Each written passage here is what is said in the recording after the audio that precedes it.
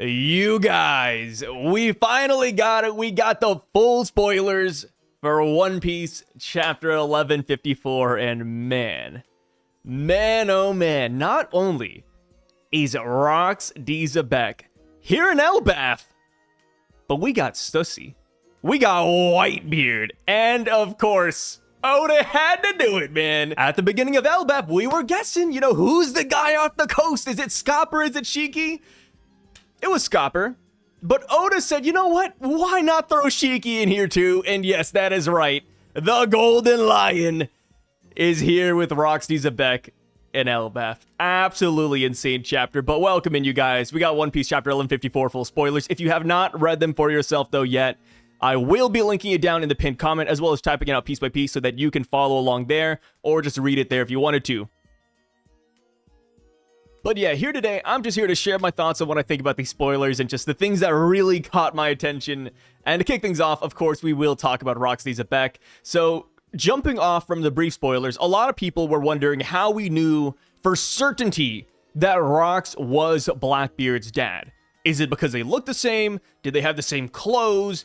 Do they have the same laugh? People were genuinely wondering how the leakers made that connection. Well, it turns out that Oda does it for us. In the narrator box, where we get the Rox D. Xebec name drop, Oda says that this is Blackbeard's father. He straight up erases all room for doubt right then and there. That's crazy. I'm trying to think back to all of One Piece, and I don't recall a situation where Oda's ever dropped a dialogue box saying, yeah, this is the father of that character, guys. That is him. But yeah, we see Rox's design, and let me just read through it so we can go through it together. But they say Xebec's face was very similar to Teach's face. They have the same eyes, same nose, and even the same mouth. But Xebec still has all of his teeth, unlike Blackbeard. He also had spiked hair with black and white locks. He wore earrings and had a scar, or a tattoo, I'm not too sure yet, on the left side of his face, and he was a big guy like Teach, but he was a little bit slimmer. And I'm gonna continue on here, just read the rest of the dialogue, but the narrator says that Harald encountered this man at the Reverie 8 years ago, during which this man escaped after killing an admiral from Marine HQ, and is currently hunted by the world government, who has placed a high bounty on his head. Rox D. Xebec later became the captain of the Rox Pirates. He is the father of Blackbeard, one of the 4 emperors. My god. Dude, this guy, I love his dialogue, by the way. He shows up here to Elbaph, he's confused, he's over here chopping down mountains, and when he sees Loki in this chapter, he says, hey kid, say yes to both of these. Is this Elbaph, and is Harald here? Crazy, man. I love Rox's intro, and I just love the entourage he has with them. Because like I said earlier, Shiki, Whitebeard, and Stussy are here with him. And what's crazy about this is that this is before the Rox Pirates were established. Why was Whitebeard and Shiki following this guy? How did he acquire those monsters without becoming an established captain yet? Like, it just kind of shocked me a little bit, right? Because, going down to what they said again, I'll just read it again. But it says that Rox later became the captain of the Rox Pirates, so it didn't happen yet. So right now, he's still just a wanted man. He's not exactly a pirate. So, whatever sway Xebec had in the past, I mean, that was enough for Shiki, Whitebeard, and Stussy. So insane stuff going on here, man. And it does seem like killing an admiral was his very first crime. Most people, they start off small. Maybe you rob a town, maybe you defeat another pirate who's like worth 10 million berries. But no, not Xebec. Xebec straight up kills an admiral at the Reverie, is what it makes it sound like, right? They encountered Harald 8 years ago at the Reverie, something happened there, and then boom, we learn that an admiral was slaughtered. Brother, why? Why did Xebec do this? Did he not like slavery? Did he disagree with another king? Did he perhaps hit a celestial dragon and then the admiral came down and then Xebec killed him? Oh my god, dude. Xebec, the amount of aura he carries is insurmountable right now.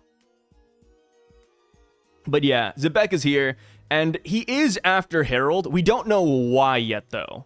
It seems like they had a good encounter, right? Harald and Xebec in the past during the Reverie. So maybe Xebec is starting his pirate crew right now, and he wants to recruit Harald. Like, hey, I'm looking for heavy hitters.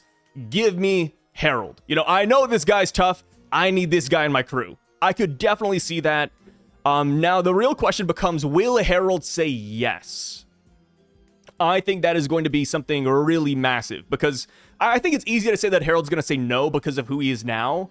But I wouldn't be shocked if he's like, yeah, like, let me travel a little bit, you know, let me see the world a little bit more. Maybe we'll see something from the eyes of a pirate that I wouldn't see as a king.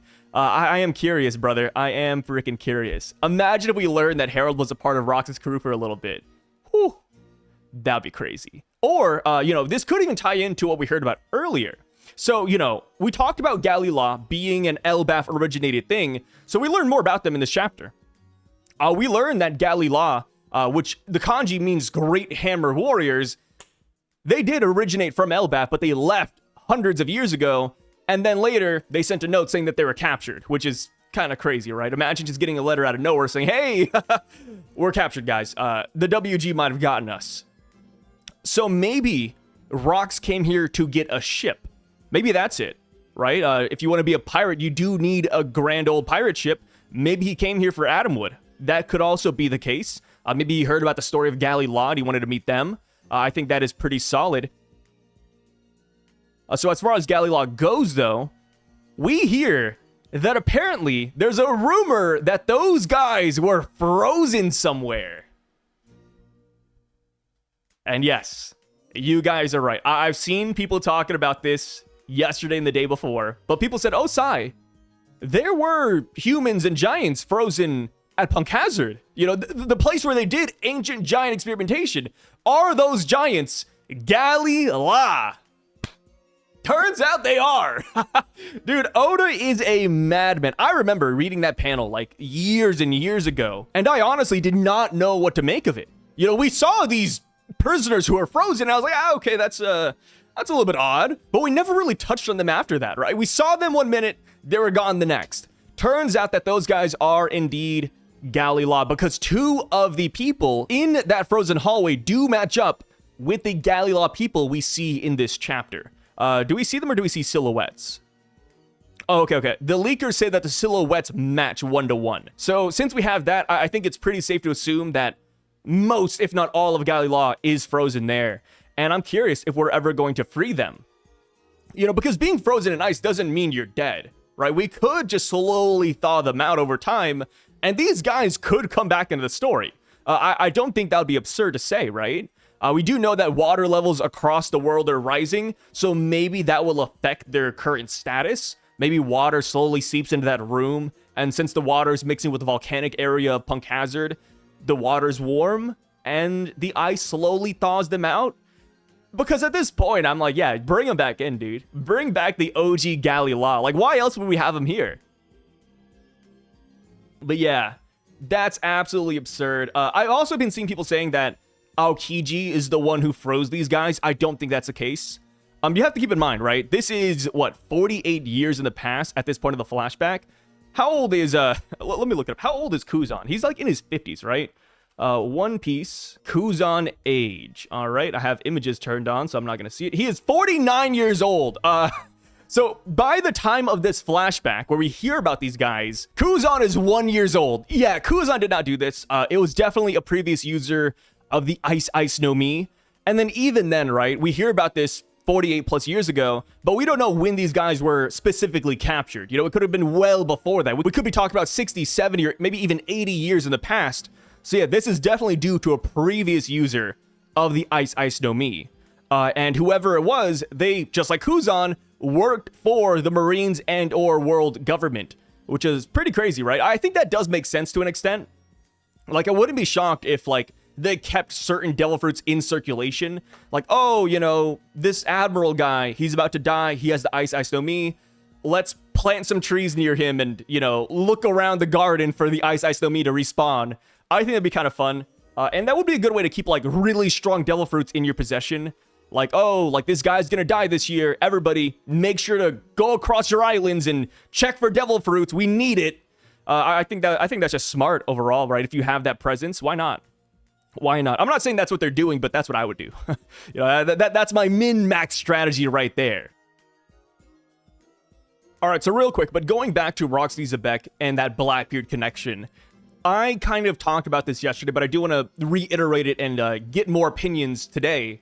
But we know that Blackbeard is special, right? He has a special lineage.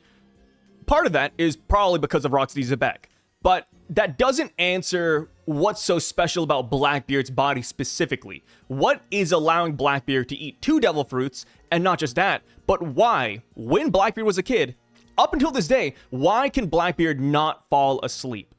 What is going on there? Is that something that Roxy Xebec also suffers from? Does Roxy Xebec go to sleep at night? Or is he like Blackbeard and he cannot sleep, he cannot dream? I do wonder that, right? Because that's one of the things that makes Blackbeard so special. That is why when we first heard about his special lineage from Saturn, Van Augur, and Devon, we assumed that he was from a different tribe, right? We straight up assumed that Blackbeard was an amalgamation. So what does that say about Rox? Is Rox also the same? Because in this chapter, you know, they say that Xebec is shaped kind of like Teach, but a little bit slimmer. So yeah, like maybe Xebec is also from a special tribe. Or it could just be a quirk that only Blackbeard has, but I think that'd be a little bit odd, right? Oh, Blackbeard is the only person in the family that just doesn't sleep. So now, I do want to talk a little bit about Loki, but the title of the chapter, which is, I believe it's I Cannot Die. Let me just double check that real quick. Yeah, the title of the chapter is I Can't Even Die. That title is in reference to Loki, because Loki in this chapter does try to off himself. I don't know if I could say like, you know, on YouTube, but yeah, he jumps all the way from the sun world to the underworld, kind of mimicking what his mother did to him at an early age, because he just wants to be gone. But even after a fall that dastardly, he survives, and he simply takes off his blindfold, cries alone, and just says, man, I cannot even die. And this reminds me of Kaido. You know, people are getting sick of the whole King Harald Kaido connection, but you gotta admit, man, this does remind me of Kaido jumping from a sky island, essentially, all the way down to the underworld. Yeah, that is a Kaido level feat right there. Another Kaido connection, and then the whole thing where they can't die. Absurd. So Loki, we learn why he has the bandages over his eyes. It's because the guards told him to cover his eyes at an early age, claiming that Loki has eye disease. Yeah, I don't know if Loki actually believes that, but he does just continue with it, right? Even to this very day, he has his eyes still covered and bandaged up. And I do wonder, you know, because Loki was forced to cover his eyes at such an early age, does he even know what powers they hold? Do they even hold powers to begin with? I think that's really odd. And yeah, like, he's been wearing these ever since his mom has died. So it's not like a mom thing at all. It's really just, hey, Loki, your eyes are sick. You know, we don't want to see this. Just put them on. And he just did it, man. That eye disease is insane, apparently. So another thing about Loki, too, you know, this is in reference to Blackbeard and Xebec's connection. But since Blackbeard is Rox's son, and Loki wanted to join Rox's crew, does that open up the door for Loki to join Blackbeard's crew? Like, oh, I couldn't join Rox's crew, so I'll join Rox's son's crew. Because I think that could happen, but I don't know. I'm pretty sour on that idea. Since Blackbeard already has a giant in his arsenal, I doubt that they'd also want Loki. I more so believe that Loki would want to become his own pirate and follow Rox in his own way, rather than to follow Rox's son. I don't know, there's something about, like, Loki taking orders from Blackbeard that just doesn't really sit right with me. But then again, it's One Piece, you know, anything can happen. I'm not gonna say it's impossible, but Blackbeard and Loki, that's a cursed combination. I just can't imagine it, dude. Oh, man. But, you know, we have to ask it. You know, we have to ask it. So, you know, I'm jumping around a lot. I apologize for that, but, you know, I just woke up. I just had my cup of coffee, and this chapter is just so insane. But Galleyra, last thing I want to talk about with them, but Jarl does say something kind of interesting about them. He says that all he can say for sure is that a great enemy existed in the past, and that part of their history was sunk deep into the ocean on a faithful day. So they're the ones who definitely built the Noah's Ark. You know, that is what that screamed to me right away. When I heard that, like, oh, they built something, that part of history sank into the ocean. I'm like, okay, that's Noah's Ark, right? I feel like that's the only place I could go with that.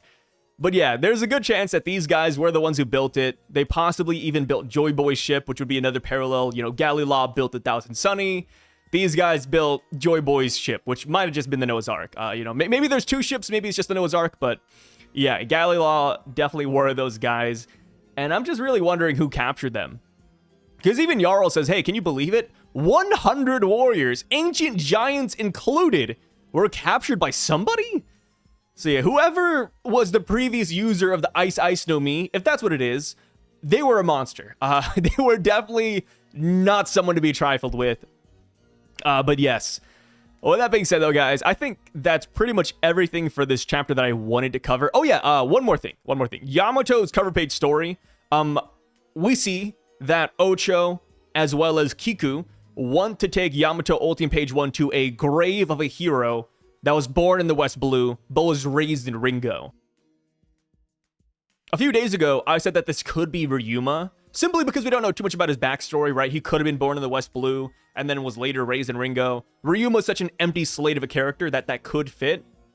But you guys have pointed out another character that this could fit, and I think it's kind of interesting if Oda went this way, but a lot of people are saying that it could be Jigoro, which is the zombie that took on Zoro's shadow back in Thriller Bark. He was the zombie who had the two swords and like the ballerina tutu, and he had like this weird shirt that I think said samurai or warrior or something. It's been a minute.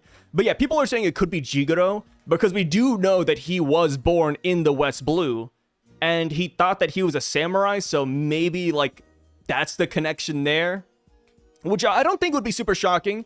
Of course, if you guys like read the SBSs, especially this latest one, Oda has tied in, I believe it was another one of his early One Piece characters to Thriller Bark. And they also tied him to the Rock's crew, which is kind of cool now that I think about it.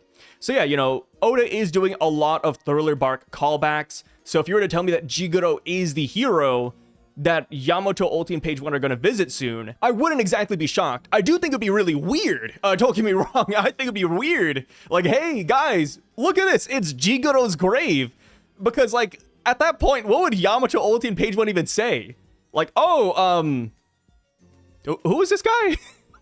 Jigoro?